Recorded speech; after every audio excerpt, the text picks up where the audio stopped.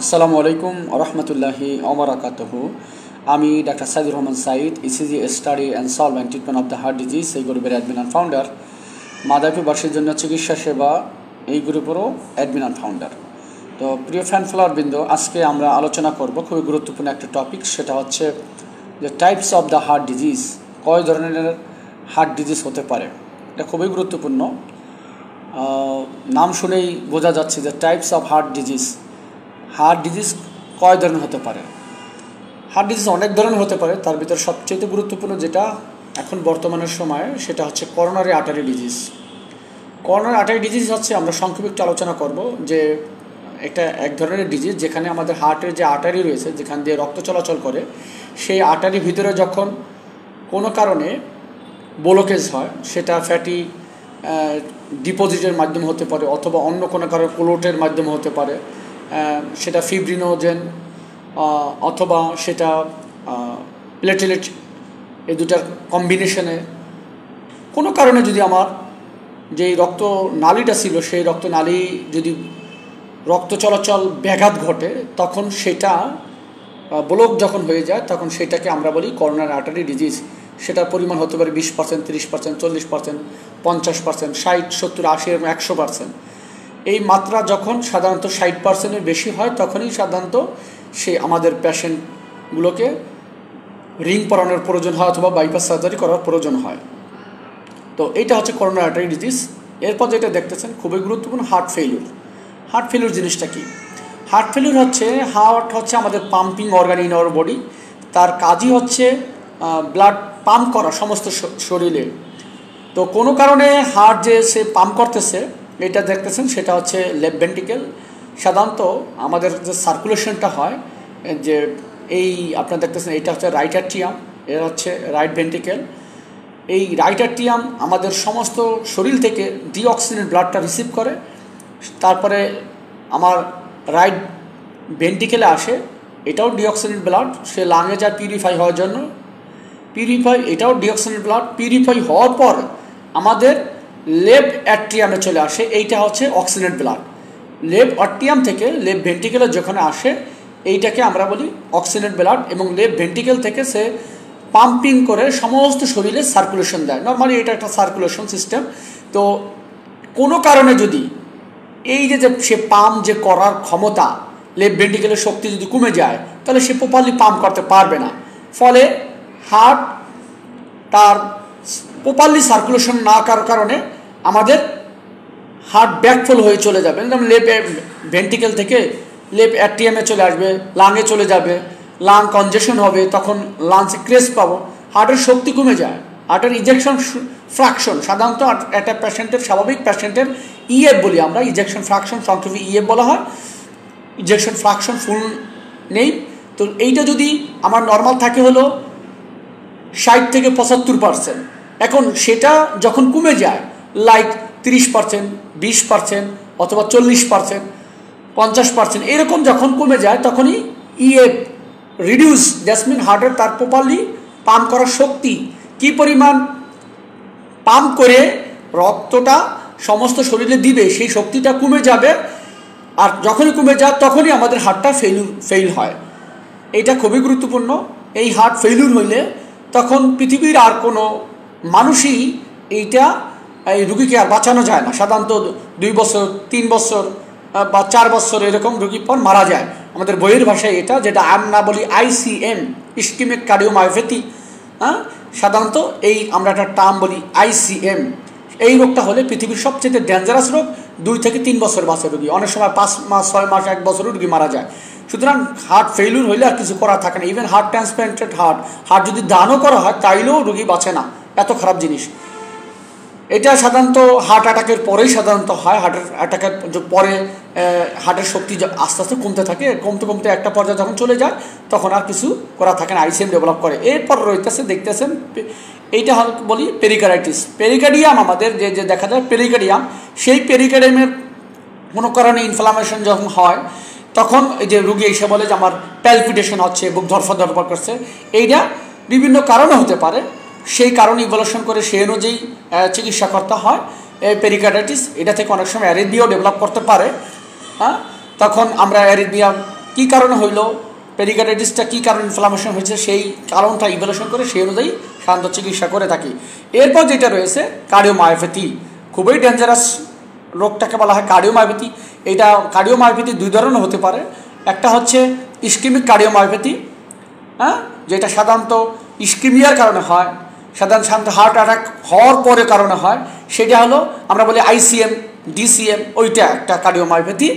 আর একটা যে কার্ডিওমায়োপ্যাথি হয় সেটা সাধারণত হার্ট থিকেনিং, আমরা হার্ট মোটা হয়ে যায়, থিকেন মোটা হয়ে হার্টটা সাধারণত মায়োকার্ডিয়াম যখন অনেক পুরু হয়ে যায়, একটা স্বাভাবিক হার্টের যে মায়োকার্ডিয়াম যেরকম থাকে, এখানে দেখেন হার্টের মায়োকার্ডিয়ামটা অনেক পুরু, অনেক মোটা, এই মোটা হয়ে যাওয়ার পর সাধারণত এইটা ডেভেলপ করে, যেটা সাধারণত পেশেন্ট হার্ট বিভিন্ন কারণ হতে, তার ভিতরে সবচেয়ে গুরুত্বপূর্ণ কারণ হলো যারা দীর্ঘদিন যাবৎ উচ্চ রক্তচাপে ভোগে, উচ্চ রক্তচাপ যখন কন্ট্রোল না হয় সে কারণেও হতে পারে।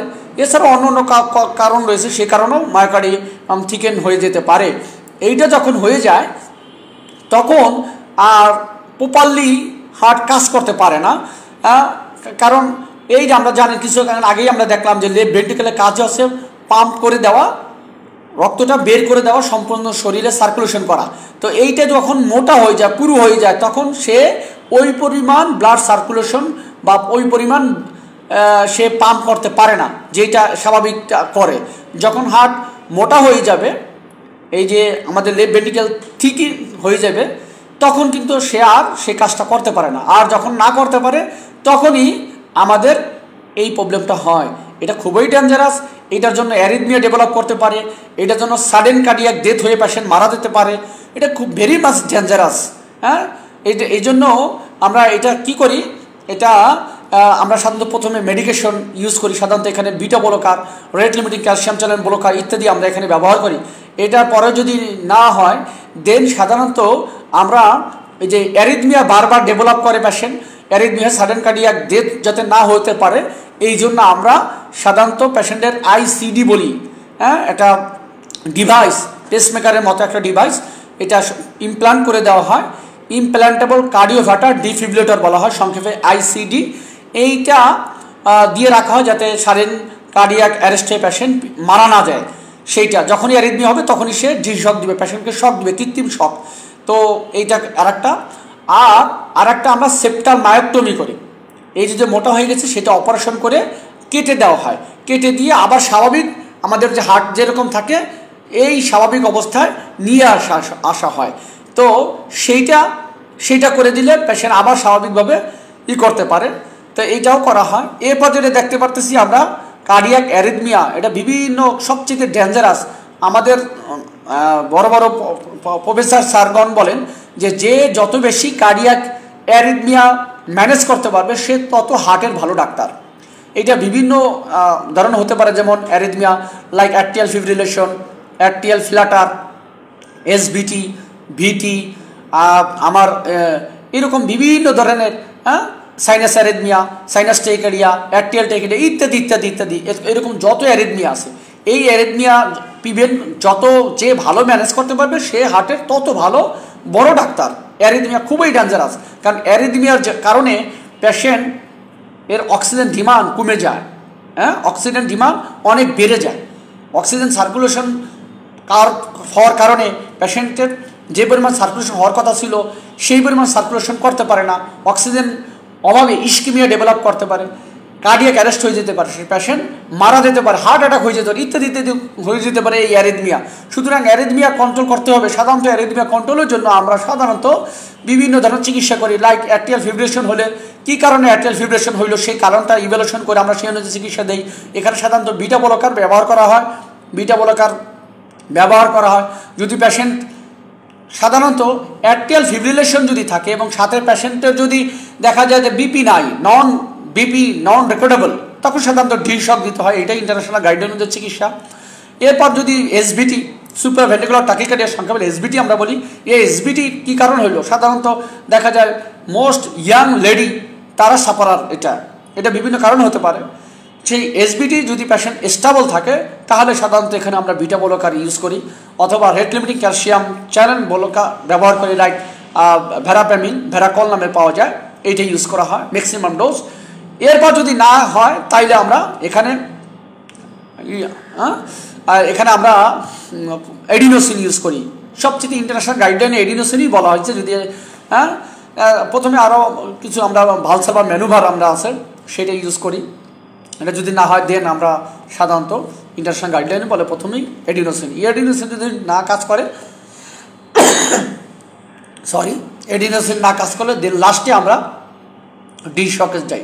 এরকম স্টেপ বাই স্টেপ আমরা অ্যারিথমিয়া, এরকম বিভিন্ন অ্যারিথমিয়া যেমন ভিটি, ভেন্ট্রিকুলার টাকিকার্ডিয়া, এখানে সাধারণত এই ভিটি কন্ট্রোলের জন্য আমরা প্রথমেই যদি স্টেবল যদি না থাকে ডি-শক দেবো, আর যদি স্টেবল থাকে অ্যামাইডোরন দেবো। খুবই গুরুত্বপূর্ণ ড্রাগ অ্যামাইডোরন অ্যারিথমিয়ার জন্য। তো এইরকম এরপরে রয়েছে অ্যানোরিজম। এই অ্যানোরিজম সাধারণত এটা থোরাসিক প্রবলেম হয়, যার জন্য অ্যাওটিক ডিজিজ হয়। আমাদের অ্যানোরিজম হতে পারে, অ্যাওটিক অ্যানোরিজম আমরা বলি। বিভিন্ন ধরনের কারণে সেটা হতে পারে, যেই কারণে হয় সেই কারণ ইভালুয়েশন করে সেই অনুযায়ী সাধারণত আমরা চিকিৎসা করে থাকি। এরকম এরপর হচ্ছে ভালভুলার হার্ট ডিজিজ।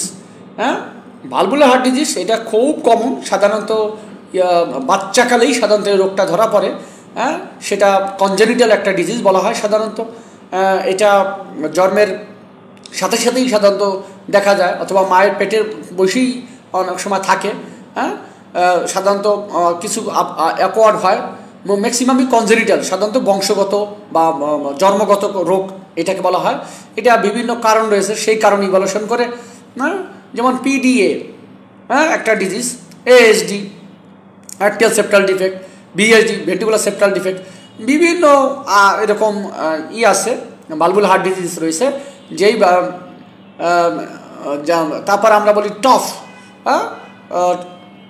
ফেলোটেকটোলজি, আমরা এইরকম বিভিন্ন ভালভুলার হার্ট ডিজিজ রয়েছে। এই ভালভুলার হার্ট ডিজিজের সাধারণত শ্বাসকষ্ট হয় পেশেন্টদের, শ্বাসকষ্ট বেশিরভাগই থাকে। এরা সাধারণত আস্তে আস্তে শুকায় যায়, এদের প্রপারলি নিউট্রিশন পায় না, এরা ক্যাকাক্সি হয়ে যায়, পেশেন্ট মারা যেতে পারে।